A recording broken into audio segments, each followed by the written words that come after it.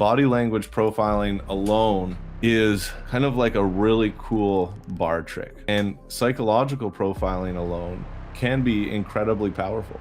However, when we combine those two skills, it is not just additive, it is exponential. And that's the thing I want you to get today, is that it is the combination of those two disciplines and those two skill sets which creates this explosion of understanding of the person in front of us and allows us to see the world and to see people in a way that most people only ever dream about.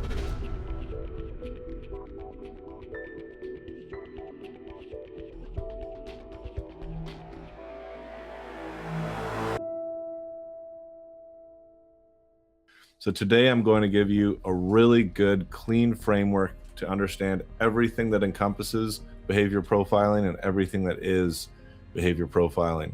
If we're going to look at behavior profiling as our main category, our main topic, this is going to collapse fundamentally into two key categories. The first is psychological profiling, and the second is body language profiling. And everything that we're ever going to learn about profiling in general, we can think about as fitting into one of those key groups. And when you combine them, your accuracy really just goes through the roof. And I think that's what a lot of people are missing when they're going about learning and trying to understand human behavior in a deeper way. Psychological profiling in many ways is the context.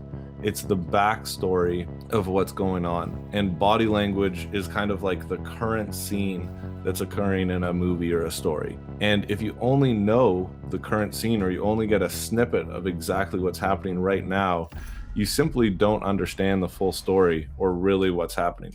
Imagine a scenario for a second where you see someone getting shot by a gun and you immediately assume that the person doing the shooting is a bad person, which would be a relatively fair assumption, right? But then after getting some context for the story, you now realize that that individual had broken into that person's house and was intending to do harm to that person's family. You now have a whole different context and a whole different perspective on how you view this one person shooting this other person. Body language is going to tell us what's going on right now in this exact second, and psychological profiling is going to give us the greater context for why that might be happening and why those things might be occurring. One of the first principles in interrogation schools is a suspension of judgment, because your opinions can often wreck your profile of someone. One of the most important things we teach in profiling, and the thing that I see as being one of the biggest differences between someone who's an amateur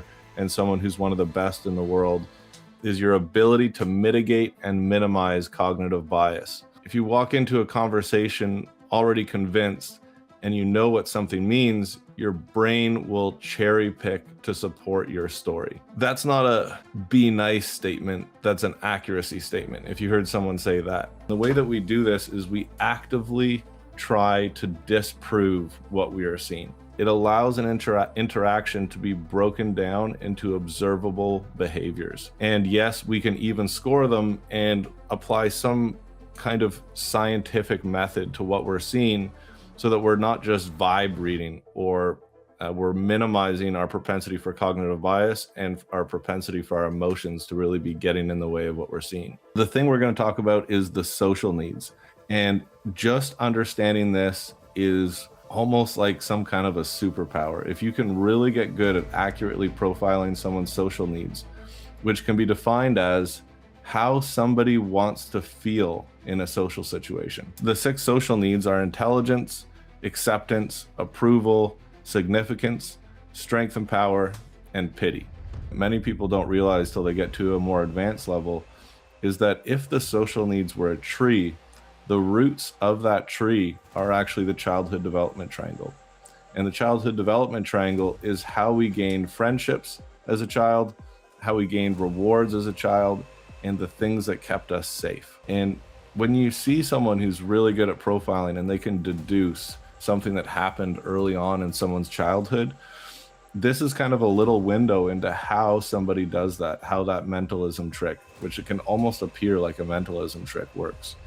Is that if I accurately understand your social needs and I understand your culture and the background that you're from, I have a pretty good sense with a relatively high degree of certainty of what occurred for you as a child. These are the kind of deductions you can make if you get really good at this type of profiling. Now, we don't have too much time to go into all of the definitions and all the details of all the needs, but I wanted to give you guys a window into what that looks like. And if you wanted to start practicing and learning this stuff right away, my biggest tip to you would be don't over intellectualize it. Don't overthink these things. We already have a fairly good intuitive sense for, say, a person who loves to explain how things work. That's obviously intelligence. Or a person who's always kind of bragging about the size of their accomplishments or their prestige, which is obviously significance. So I think if you can practice these things in a way that is intuitive and is just trying to quickly figure out, generally, how does this person want me to see them? And once we understand that, we can complement those needs and leverage massive amounts of positive neurochemicals in this person's brain. This is not only a method for understanding people better, but it can also allow us to interact with them on a far deeper level.